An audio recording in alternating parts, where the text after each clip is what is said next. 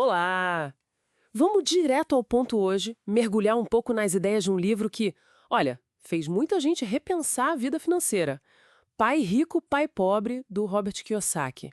A essência está toda nos ensinamentos bem diferentes, de dois pais, né? Um era funcionário público, o pai pobre, e o outro, empresário, o pai rico. Exatamente. E o que as fontes mostram é como essa história, expõe uma lacuna enorme na nossa educação financeira comum.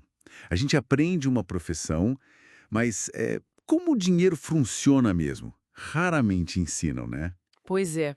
E aí muita gente acaba, mesmo ganhando bem, meio que patinando financeiramente. Isso, presa em dificuldades. Então, nossa ideia aqui é tentar destilar as lições mais, assim, impactantes desse contraste. Bom, vamos lá. Uma das primeiras coisas que chama atenção é a diferença entre ativos e passivos.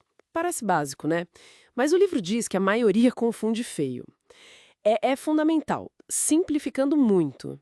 Ativo, bota dinheiro no seu bolso. Passivo, tira. O pai rico ele era quase obcecado por adquirir ativos. Já as outras classes, segundo o livro, muitas vezes acumulam passivos achando que são ativos, sabe? E essa redefinição, só isso, já pode mudar toda a estratégia financeira de alguém. E aí entra aquela frase que causa polêmica. Sua casa não é um ativo. Nossa, isso mexe com muita gente. Qual é a lógica por trás disso, além das despesas óbvias? Olha, a lógica principal é o fluxo de caixa.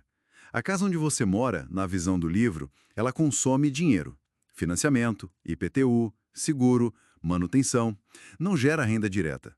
A não ser, claro, que você, sei lá, alugue um quarto, algo assim. Entendi. As fontes até citam a crise de 2008 como um exemplo, né? Doloroso de como o valor do imóvel pode evaporar, mas as despesas continuam lá firmes e fortes. Isso reforça um pouco esse ponto de vista. Faz sentido. E essa confusão toda de ativo e passivo parece que alimenta um outro conceito-chave do livro, a tal corrida dos ratos. Precisamente. É aquele ciclo, né? Você trabalha mais, ganha mais, aí seus desejos aumentam, os gastos sobem junto. E a pessoa se vê presa, precisando de mais e mais dinheiro, correndo sem sair do lugar. Isso.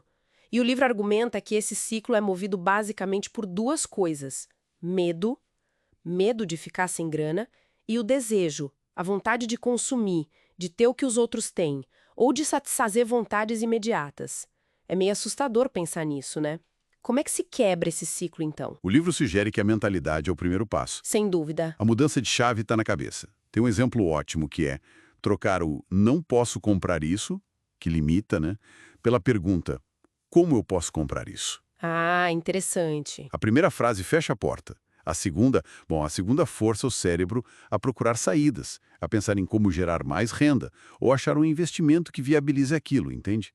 Em vez de só desistir ou se endividar. É verdade, uma simples mudança na pergunta pode abrir um leque de opções.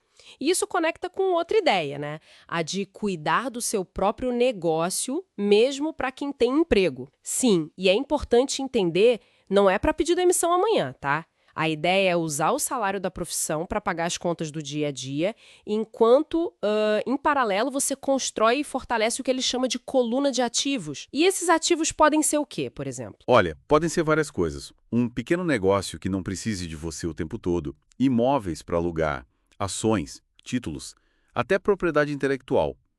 Qualquer coisa que gere renda passiva, sabe? O emprego paga as contas, os ativos constroem a riqueza. E para conseguir construir isso, entra aquela outra dica. Trabalhar não só por dinheiro, mas para aprender. Exato! Buscar experiências, às vezes até ganhando menos no começo, mas que ensinem habilidade-chave. Vendas, marketing, um pouco de contabilidade, negociação, liderança.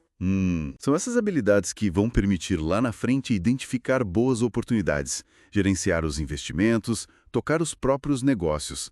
É um investimento em você mesma, que depois retorna financeiramente. Faz todo sentido. É estratégico. Mas o livro também bate na tecla das barreiras internas, né? Tipo medo, ceticismo. Com certeza. Superar esses obstáculos mentais é tão importante quanto a estratégia em si. O medo de perder dinheiro, por exemplo, paralisa muita gente.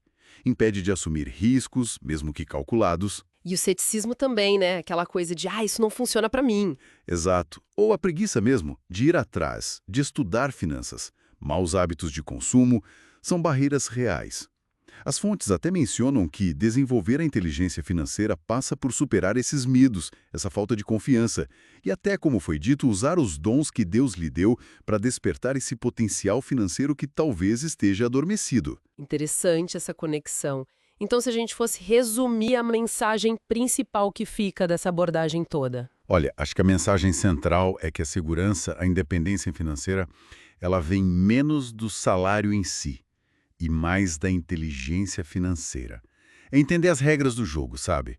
Focar em construir ativos que gerem renda e mudar a forma como a gente enxerga o dinheiro. Fazer o dinheiro trabalhar pra gente, não o contrário. É isso. E entender também como os mais ricos usam, por exemplo, empresas para otimizar impostos, proteger o patrimônio e até aquela prática de doar que o pai rico fazia. Doava para a igreja, por exemplo, baseado naquele princípio de dar para receber, né? Um convite, então, para a gente questionar um pouco o caminho tradicional e assumir o controle da nossa vida financeira. Exatamente. Bom, fica a reflexão, né? Que parte das nossas decisões sobre o dinheiro hoje é mais guiada pelo medo ou só pelo hábito de seguir o fluxo, em vez de uma estratégia pensada para construir ativos e, quem sabe, sair dessa tal corrida dos ratos. Algo para a gente pensar a respeito.